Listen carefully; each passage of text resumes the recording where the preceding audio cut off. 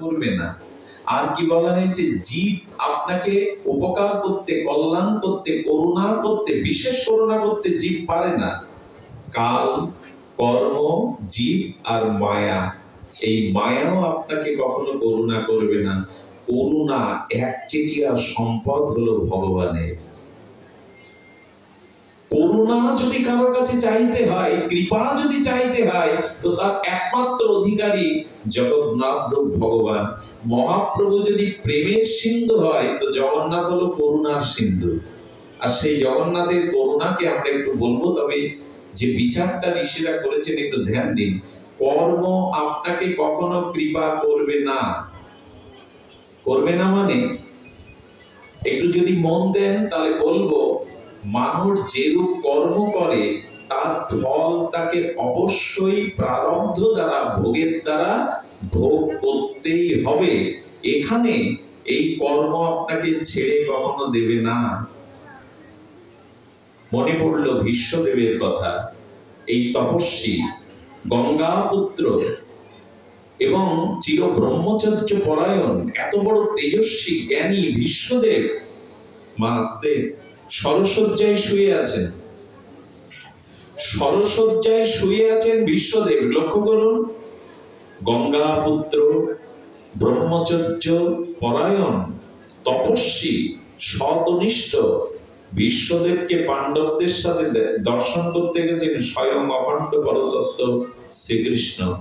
এবং আপনারা এটুকু জেনেছেন, মহাভারতে শ্রীকৃষ্ণ বন্দনাপূর্বক ভীষ্মদেবকে প্রণাম করেছিলেন। জ্ঞানকে সম্মান ভগবান করছেন, জ্ঞানী।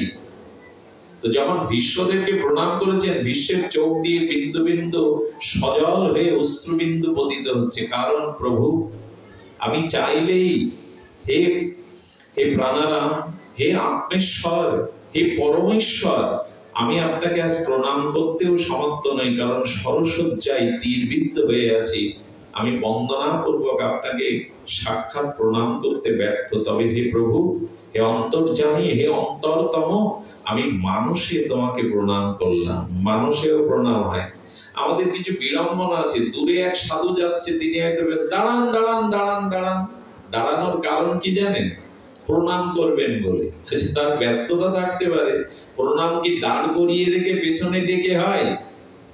দূর থেকে, কোটি যোজন দূর থেকেও যদি কোনো মহাত্মাকে স্মরণ করে প্রণাম করেন, তার আশীর্বাদ আপনি পেয়ে যাবেন।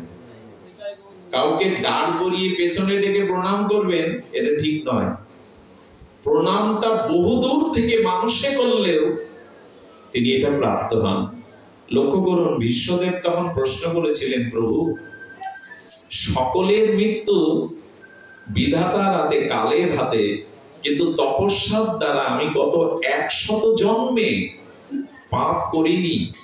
আমি 100 জন্ম তপস্বী ছিলাম, জ্ঞানী ছিলাম।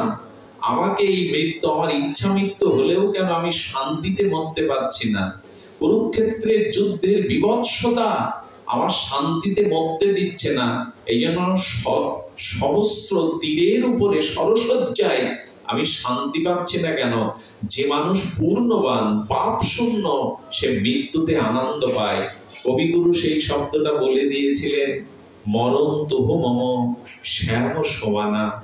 যিনি জীবনের কর্তব্য পালন করেছেন, যিনি নিজের আত্মকল্যাণ করতে পেরেছেন, যিনি জীবনটাকে নিজেই উদ্ধার করতে পেরেছেন, এর মৃত্যুটা দুঃখের নয়, এই মৃত্যুটা আনন্দের। কারণ তার মৃত্যু মৃত্যু নয়, তার মৃত্যুর নাম মহামৃত্যু।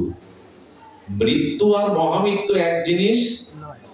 যে মহামৃত্যু হলে আর পুনরায় জগতে জন্ম মৃত্যু চক্রে ফিরতে হয় না, তার বলে মহানির্যান বা মহামৃত্যু। কবিগুরু নমস্কার কবিতায় এটাও বলেছেন, একটি নমস্কারে প্রভু, একটি নমস্কারে আমার সমস্ত প্রাণ উড়ে চলুক মহা মরণ পারে, যেখানে গেলে আর আসতে হয় না। তো ভীষ্মদেব বললেন, কেন আমি সন্তোষ পাচ্ছি না? একটু ধ্যান দিতে হবে। গঙ্গা স্নান করলে শাস্ত্র বলছে পাপ দূর হয়। আচ্ছা, ভীষ্মদেব জন্মেছেন কার গর্ভে? ভগবান শ্রীকৃষ্ণ বললেন, ভীষ্ম, তুমি মনে শান্তি পাচ্ছ না, তোমার জীবনে পাপ আছে বলে। আহা, ভীষ্মকে বলছেন তোমার জীবনে পাপ আছে, কথাটা মেনে নেওয়া যাবে? বিশ্বদেব বললেন, প্রভু জ্ঞান তো আমি জীবনে পাপ করিনি, আমার পাপ কোথায়? গোবিন্দ উত্তর দিচ্ছেন, তুমি পাপ করনি, কিন্তু পাপ দেখেছিলে। পাপ করা এবং পাপ দেখা দুটোই অপরাধ।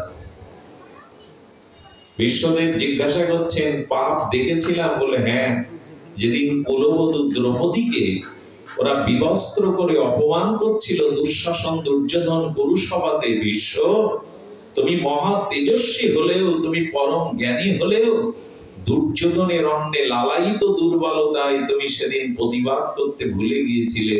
পাপ যে করে আর পাপ যে দেখে, এরা দুজনই অপরাধী, এই জন্য তুমি শান্তি পাচ্ছ না। বিশ্বদেবের মতো তপস্বীকেও যদি পাপ কর্ম ছেড়ে না দেয়, আপনাকে আমাকে দেবে? গঙ্গার গর্ভে জন্ম নিয়ে যার পাপ যায় না, আপনাকে আমাকে দেবে? গঙ্গা স্নান করলে পাপ ছেড়ে দেবে?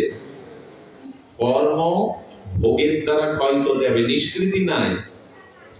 ভগবানের কোন কর্ম প্রারব্ধ নাই, তবু রামচন্দ্র বনবাসে গেলেন, সীতা হরণ হলেন, এগুলো জগৎকে দেখালেন। সমস্ত অবতার মনীষীগণ, কর্মের ফল তোমাকে ভুগতেই হবে। কর্ম প্রারব্ধ সুখ দুঃখ ভোগের দ্বারা তোমাকে ভুগতে হবে। পাথর খেয়ে মানুষ হজম করতে পারবে, কিন্তু পাপ করে হজম করার ক্ষমতা পৃথিবীতে আজ পর্যন্ত কারো নাই।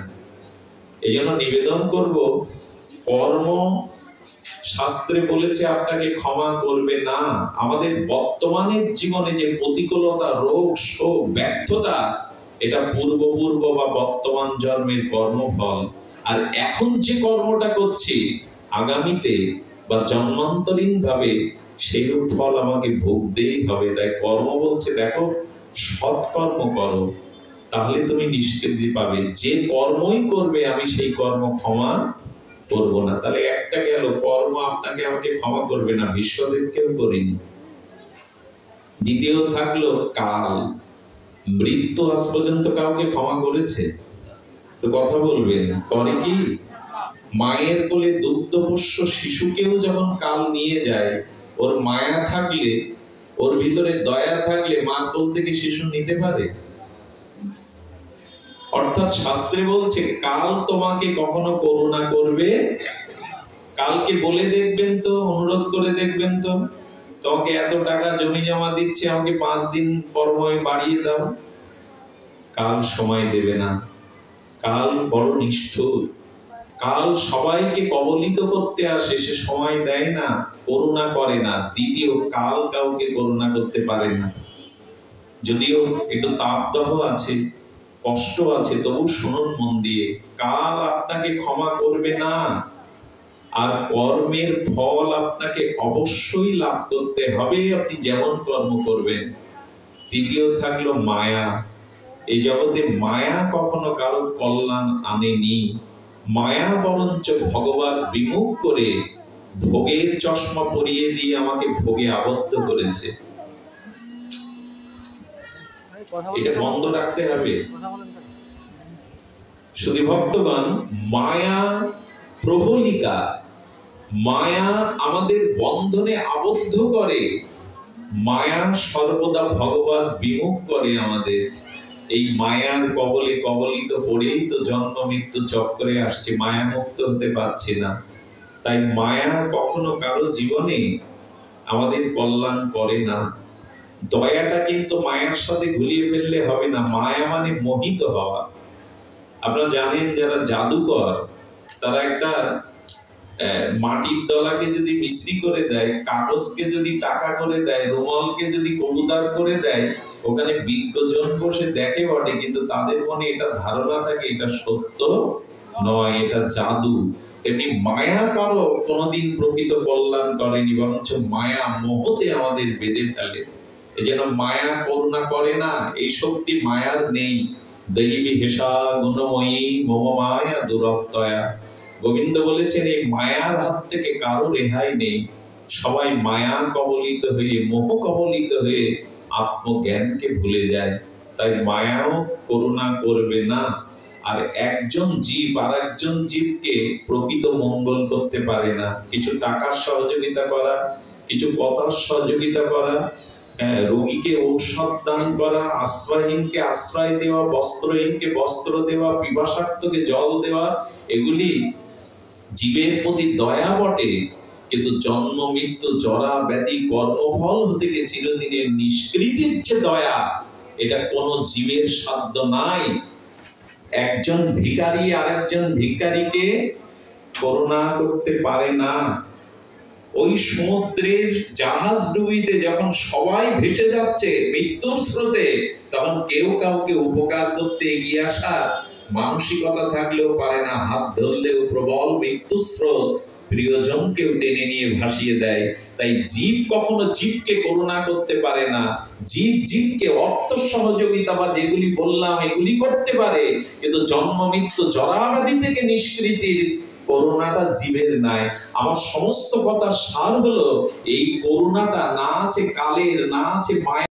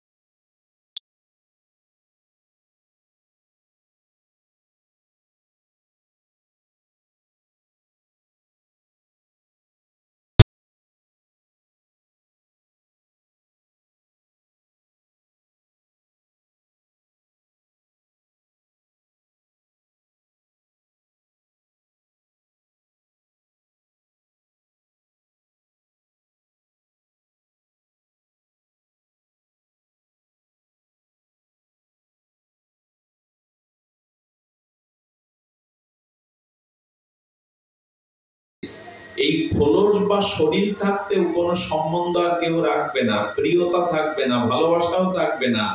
আপনার অস্তিত্ব জগৎ থেকে ধীরে ধীরে হারিয়ে যাবে। কৃপা করে হৃদয় সিংহাসনে আত্মারূপে ভগবান আছে, তাই প্রিয়তা আছে, ভালোবাসা আছে, সংসার আছে, আপনজন আছে। আত্মা সরে দাঁড়ালে, দেহ থেকে বিযুক্ত হলে কোনো সম্বন্ধ এ জগতে আপনার টিকবে না। এমনকি আজকে যে প্রাসাদ তৈরি করেছেন, এই মুহূর্তে মারা গেলে প্রাসাদেও আপনার অধিকার নেই। মৃত্যুর পরে নাকি মানুষকে আঙিনায় নামাতে হয়, বাইরে নামাতে হয়। কিন্তু কত আবেগ দেখুন। কেউ কেউ বলে কি, বাবা এই ছাতাটা ভালোবাসতেন, বাবার সাথে ছাতাটা দাও। বাবা এই পাদুকাটা ভালোবাসতেন, জুতোটা দিয়ে দাও। এই বিছানাটা খাটটা ভালোবাসতেন, তো শ্মশানে দিয়ে দাও। কিন্তু বাবার হাতে যে সোনার আংটিটা, ওটা বলে না এটা বাবার প্রিয়, ওটা সাথে দাও। ওই হিসাবটা সবার খেয়াল থাকে, কান্নাকাটির মধ্যে ওটা খুলে নিতে হবে। আপনার ভিতরে থেকে আত্মা চলে গেল, চোখ আর দেখেন, এতদিন কিন্তু দেখছিল। জিহ্বা রসাস্বাদন করে না, চর্ম আর কারো স্পর্শ করে সুখ পায় না, জিহ্বা থাকতেও বাক্য স্ফুরণ হয় না। এবং যে দেহটা সুগন্ধি মাখিয়ে, প্রসাদনী মাখিয়ে এত আদর যত্ন করছেন, সুগন্ধি তৈল প্রসাদনী, যেই মারা গেল সেই প্রিয় মানুষটাকে ছুলে স্নান করে ঘরে ঢুকতে হবে আপনাকে, এতটা অপবিত্র বোধ হয়। তাকে স্পর্শ করলে আপনাকে স্নান করে ঘরে ঢুকতে হবে। ভগবান বললেন করুণা কে করবে তোমায়? আমি সরে দাঁড়ালে বুঝতে পারবে জগতে কে তোমার, কে কতটা ভালোবাসে, কতটা প্রয়োজন তোমার। আজকে বাড়ি গিয়ে যখন ঘুমাবেন না, তখন হৃদয়ের অন্তর্যামী ভগবান কি বলবেন জানেন? তুমি ঘুমাও, আমি পাহারা দিচ্ছি তোমায়। কারণ আমি যদি ঘুমাই, তোমার ঘুম আর কোনো কালে ভাঙবে না। এমন পৃথিবীতে কোনো আপনজন আছে যে আপনাকে ঘুম পাড়িয়ে নিজে পাহারা দেয়, জেগে থাকে? জেগে থাকে হৃদয়ে পরমাত্মা রূপী আত্মা। তুমি ঘুমাও, আমি জেগে আছি। করুণা কে করবে আপনাকে? করুণা কাল করেনি কাউকে, মায়া কাউকে করুণা করেনি। আর এই পাঁচটি তত্ত্বই জগৎ, কাল, জীব, মায়া এবং ঈশ্বর। এই ঈশ্বর জগন্নাথের করুণাটা একবার দেখুন। আমাদের মনে আছে সেই দিল্লির দর্জির কথা, পরমেষ্টি দর্জি? আসুন জগন্নাথের কয়েকটি লীলা বলি, পাঠ বিশ্রাম করি। পরমেষ্টি নামে এক দর্জি ছিল, কুৎসিত দেখতে, আর বড় বড় পুজো গায়ে। কিন্তু বিধাতা কাউকে নির্গুণ করেন না। একটা গুণ ছিল, ওনার হস্তশিল্পের কাজটা খুব প্রসিদ্ধ ছিল, দর্জির কাজ। এটা তখন দিল্লির মুসলিম শাসক বাদশার কানে কথাটা গেল, অপূর্ব সেলাই কাজ, কারুকাজ জানে।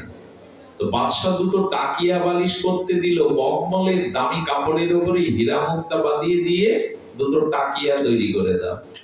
পরমেষ্টি দর্জির কাছে তার মন্ত্রী পাঠালেন, বলেন বাদশাহের বালিশ তৈরি করে খুশি করতে পারলে অনেক উপহার পাবে। খবরদার, যদি বাদশার পছন্দ না হয় তাহলে কিন্তু তোমার বিপদ আছে। এটা সুন্দর মনোযোগ দিয়ে করবে। বালিশ দুটো তৈরি করে দেখছে পরমেষ্টি, আহা এত সুন্দর বালিশ। আর ওই একটা বালিশ, ওই যে হীরা মুক্তা খচিত, দেখতে দেখতে ও ছিল তো জগন্নাথের ভক্ত। জগন্নাথের সেই সময়ে পাহন্ডি বিজয় হচ্ছে। পাহন্ডি বিজয় আপনারা দেখেছেন সরাসরি লাইভে। জগন্নাথকে যখন রথে তোলা হয়, তখন সবাই একটা নরম বালিশের উপরে রেখে দোলাতে দোলাতে একালে পাহন্ডি বিজয়। রথযাত্রার অনেক পর্ব আছে যার সাথে আমাদের পরিচয় নেই। সেই পাহন্ডি বিজয় যখন তুলছেন, লক্ষ্য করুন, উনি মনে মনে বালিশটা হাতে নিয়ে জগন্নাথের চিন্তা করছেন। তার কারণ কি জানেন? এই পৃথিবীতে কোনো প্রিয় বস্তু যখন কারো হাতে আছে, তখন প্রথমে মনে পড়ে পৃথিবীতে যে তাকে সব থেকে বেশি ভালোবাসে তার কথা, তাকে যদি দেওয়া যেত। কোন প্রিয় বস্তু কারো হাতে এলে প্রথমেই মনে পড়ে সে যাকে প্রাণাধিক ভালোবাসে তার কথা। তো উনি মনে মনে দেখছেন জগন্নাথের রথে পাহন্ডি বিজয়ের সময় বালিশটা ফেটে গেছে। সঙ্গে সঙ্গে কি করেছে জানেন? সেই বাদশাহ তৈরি করা একটা নক্ষত্র, ওই সমস্ত হীরা মুক্তা খচিত বালিশটা জগন্নাথকে নিবেদন করে বলছে, প্রভু এর উপরে বসো। আমি গল্প শোনাতে এই ব্যাসপীঠে বসিনি। জগন্নাথ এত দয়ালু, এত কৃপালু, এত ভক্তবাঞ্ছা কল্পতরু, বালিশটা জগন্নাথ নিয়ে নিজের বসার আসনে বসিয়ে দিয়েছে। লীলা স্মরণ করতে করতে বাইরে তাকিয়ে থাকে, বালিশ একটা। বলো জগন্নাথ, যা কাজে লেগেছে। এই সব জগতের সুন্দর তো তোমাকে সেবার জন্য, তোমাকে অর্পণের জন্য ভালো হয়েছে। পরের দিন বালিশ ডেলিভারি দেওয়ার কথা, বাদশার দরবারে নিয়ে যাওয়া হলো। একটা বালিশ দেখানোর সাথে বাদশা খেপে উঠে বললেন, আরেকটি কোথায়? বলে, আমার বন্ধু জগন্নাথ, আমার প্রিয় পরম দেবতাকে আমি দিয়ে দিয়েছি। আর এতে যদি আপনি ফাঁসি দেন, মৃত্যুদণ্ড দেন, রাজি আছি। রাজা বলল, তোমার বন্ধুর নাম কি? জগন্নাথ। কোথায় থাকে? এখান থেকে 500 কিলোমিটার দূরে। 500 কিলোমিটার দূরে বালিশ তোমার কাছ থেকে কি করে নিল? বললো, উনি সব পারেন, ওনার হাত অনেক লম্বা। বলে, একে বন্দি করো। বন্দি করে কারাগারে শৃঙ্খলিত করে রেখে কোনো খাদ্য দেবে না। দেখে ওর বন্ধু কত দয়ালু। ওর বন্ধু 500 কিলোমিটার দূর থেকে ওকে বাঁচাক আর ওকে খাদ্য জল দিক।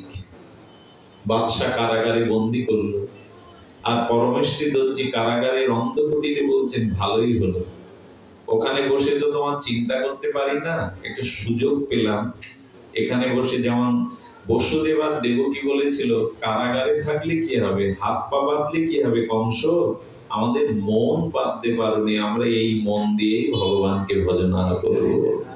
এই জন্য স্থান কাল এগুলি ভজনের বাধা না, ভজনের বাধা আমার মানসিকতা। কারাগারে বসেও দেবকী বসুদেব ভগবানকে ভজন করে বলছে, দেখো সংসারে যতই মায়ার বাঁধন থাকুক, সংসার কারাগারে যতই বন্দী থাকুক, যতই প্রতিকূল সময় থাকুক, ভগবানকে মনে মনে স্মরণ করো, ওইখানেই কৃপা পৌঁছে যাবে।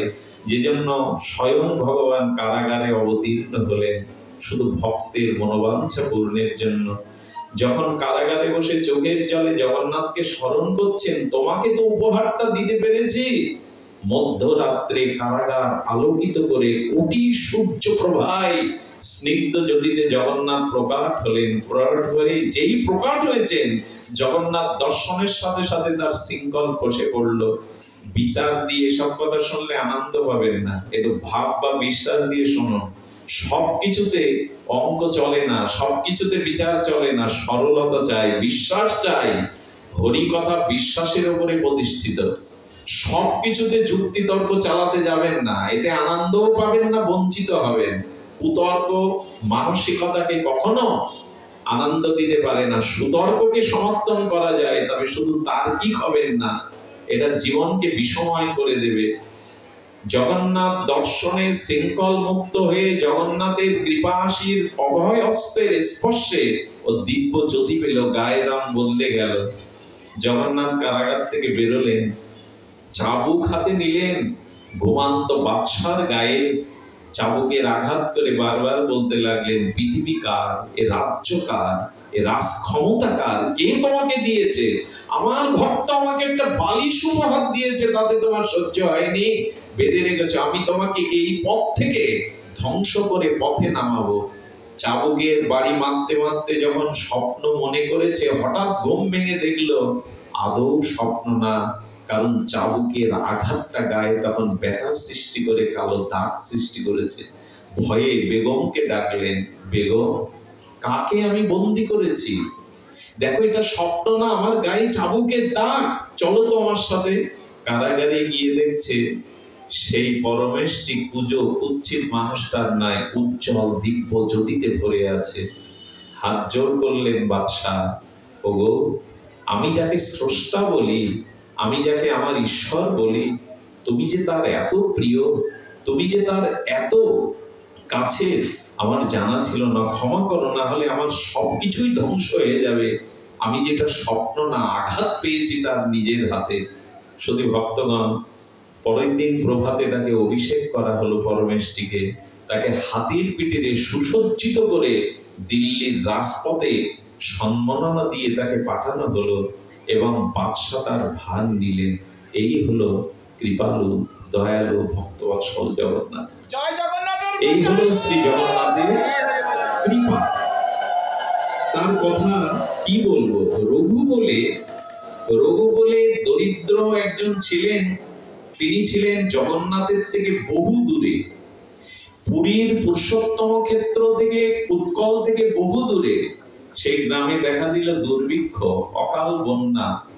তিনটি ছেলে মেয়েকে নিয়ে দারিদ্র আর কষাঘাতে অন্নবিহীন জীবন যাপন করতে করতে মৃতপ্রায় এই অসহায় রঘু চিন্তা করলো, এ জগতে সাহায্য করার জন্য সবার কাছে গিয়েছিলাম, কেউ দেয়নি।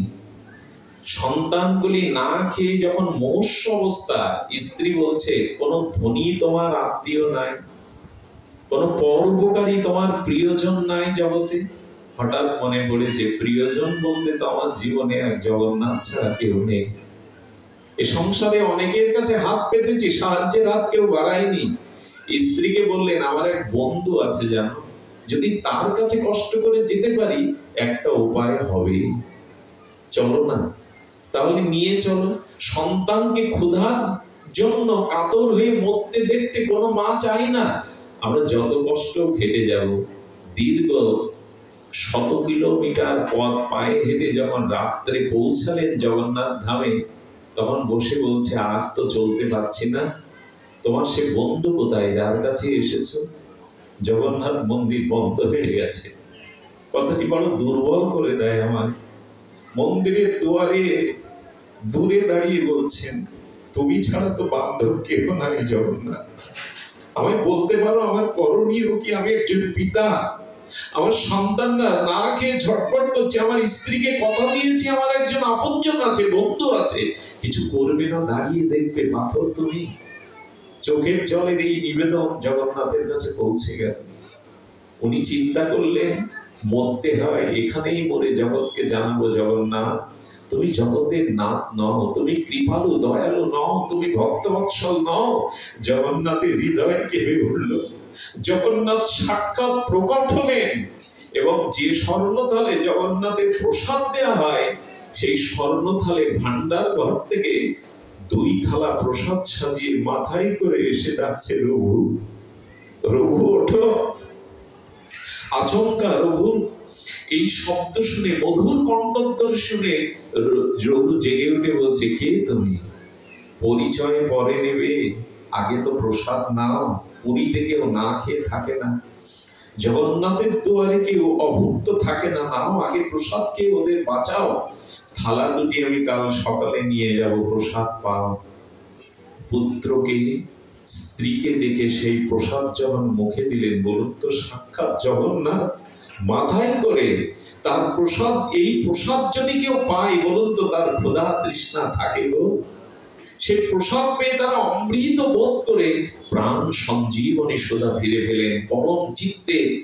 ভগবানের প্রসাদের একটা কথা বলি, সেটি ভগবানের প্রসাদ যাতে 3টে গুণ থাকবে। এই যে খেতে দিলেই সেটা প্রসাদ পাচ্ছেন এরকম নয়, কিন্তু ভগবানের নিবেদিত প্রসাদের 3টে গুণ থাকবে, জেনে নিন। প্রথমত, সেই প্রসাদে একটা দিব্য গন্ধ থাকবে। তুলসী অর্চিত ভগবানের নিবেদিত প্রসাদে একটা দিব্য গন্ধ থাকবে। বাড়িতে যতই খিচুড়ি তৈরি করে খান, একবার দেবতার মন্দিরে নিবেদনের খিচুড়ি প্রসাদ খাবেন, পার্থক্য আছে। পার্থক্য তো আছেই প্রসাদী হলে। দ্বিতীয় হলো, সেই প্রসাদ প্রতি গ্রাসে আপনার চিত্ত, আপনার মন, আপনার দেহ আনন্দে পুলকিত হবে, তারই নাম মহাপ্রসাদ। তৃতীয়ত, ওই প্রসাদ পাওয়ার সাথে সাথে আপনার চিত্ত বৃত্তি শোধন হয়ে যাবে। ভগবানের প্রসাদ যদি সত্যি সত্যি কেউ উপযুক্ত ভগবানের নিবেদিত প্রসাদ পায়, তাহলে তার চিত্ত বৃত্তি স্বভাব সংশোধন হবেই হবে। এই জন্য যারা প্রসাদ বিতরণ করেন, অনুরোধ করব সেই প্রসাদটা সদাচার সম্পন্ন হয়ে ভগবানের নিবেদিত হতে হবে। সব কিন্তু প্রসাদ নয়। প্রসাদের নাম করে দেয়া হলেও পুরীর জগন্নাথের প্রসাদের মহিমা দেখুন। 7টা মৃত্তিকার হাড়ি দেয়া হবে, নিচে দিয়ে কাঠ দিয়ে জাল দেয়া হবে, অথচ উপরের হাড়িটা আগে সিদ্ধ হবে। এর ব্যাখ্যা কি? বৈজ্ঞানিক ব্যাখ্যা কি? মৃত্তিকার হাড়ি 7টা স্তরে সাজানো হয়, কাঠ দিয়ে জাল দেয়া হবে, অত উপরের হাড়িটা প্রসাদ হয়ে যায়। জগন্নাথের প্রসাদ আজ পর্যন্ত ঘরে রেখে দেখবেন ওটা পচে না, সুগন্ধ থেকে যায় না। আজও এই কাল কবলিত সময় এটাও সত্য। রঘু প্রসাদ পেলেন, পরম আনন্দে ক্লান্তি দূর হলো। মনে করলেন ধুয়ে কাপড় দিয়ে বেঁধে রাখি, এটা তো স্বর্ণ থাল। পরের দিন সকালে পান্ডা বা জগন্নাথকে ভোগ লাগাতে গিয়ে দেখে ভান্ডার ঘরে সোনার থাল নেই। আচ্ছা, জগন্নাথের স্বর্ণ থাল যদি না পাওয়া যায় কি অবস্থা হবে? রাজাকে ডাকলেন, সেনা সদস্য ছিল, ডাকলেন, উদ্ধার করতে হবে জগন্নাথের থাল। অন্বেষণ করতে করতে দেখে রাস্তার দুধারে বসা, কাপড় দিয়ে মোড়ানো, চিকচিক করছে স্বর্ণ থাল আবিষ্কার হলো। রঘুকে বেঁধে নিয়ে রাজার সামনে কি মারটাই না মারা হলো। চুরি করতে এসেছো পুরীতে, এই থাল রাত্রে চুরি করে এনেছো। জগন্নাথকে যখন অঙ্গরাগ করানো হয়, সিঙ্গার করা হয়, পোশাক পরানো হয়, তখন পূজারী দেখছে দারু ব্রহ্ম জগন্নাথের গায়ে সমস্ত আঘাতের দাগগুলো ফুটে উঠেছে। যতটা আঘাত রঘুকে করা হয়েছে, সমস্ত আঘাত জগন্নাথ তার বুকে বেঁধে নিয়েছে। এটা আবেগের কথা নয়, এটা মানুষের মনোরঞ্জনের জন্য চোখে জল অভিনয় করে আনার কথা নয়, এটা আসন মাতানোর কথা নয়। হরিদাস ঠাকুরকে বেত্রাঘাত করেছিল যারা কাজীর সেনারা, মহাপ্রভুর অঙ্গে সেই বেত্রাঘাতের চিহ্ন ফুটে উঠেছিল। ব্যথা ভগবানই নিতে পারে, করুণা ভগবানই করতে পারেন। পূজারীকে বললেন, ওগো আমার গায়ের চিহ্ন, তার কারণ স্বর্ণ থাল ও চুরি করেনি, আমি আমার প্রিয় বান্ধবকে, ভক্তকে নিজেই ওটা দিয়ে এসেছিলাম। রাজার কানে যখন রঘুর এই মহিমা গেল, রঘুকে আবাসন দিলেন, ঘর দিলেন, সমস্ত কিছুর ভরণ পোষণের দায়িত্ব নিলেন। যে জগন্নাথ মাথায় করে তোমাকে স্বর্ণতালে প্রসাদ বইয়ে দিয়ে আসে, তুমি তো তার ভক্ত। জগন্নাথকে না পাই, কিন্তু তোমার মতো ভক্তকে কাছে রাখলে আমি জগন্নাথের কৃপা পাবো। আমি জগন্নাথের কৃপা পাবো। একটা কথা বলি, একবার একটা কথা বলি, ভগবানকে পায় আর না পায়, ভগবানের শুদ্ধ ভক্তের কাছে থাকুন, তাকে লাভ করুন জীবনে, সেই একদিন করুণা করে আপনাকে ওই পথ দেখাবে। ভগবানের কাছে সরাসরি আমি যেতে পারবো কিনা জানি না। এই জন্য একজন মহৎ সাধু ভগবানের কাছে প্রার্থনা করতেন প্রতিদিন, প্রভু তোমাকে পায় আর না পায়, তোমার কোন প্রিয় অন্তরঙ্গ শুদ্ধ ভক্তকে যেন জীবনে পায়। তোমাকে পাওয়াটা নির্ভর করে তোমার কোন ভক্তের কৃপা পাওয়া। এই জন্য তোমাকে না পায়, তোমার সাধু সঙ্গে যেন পায়। আজকে রঘুর এই করুণা তিনি করে দিলেন। আর এক রঘু ছিল, আমি বেশি বিলম্ব না করে আপনাদের ধৈর্যচ্যুতি না ঘটিয়ে আমি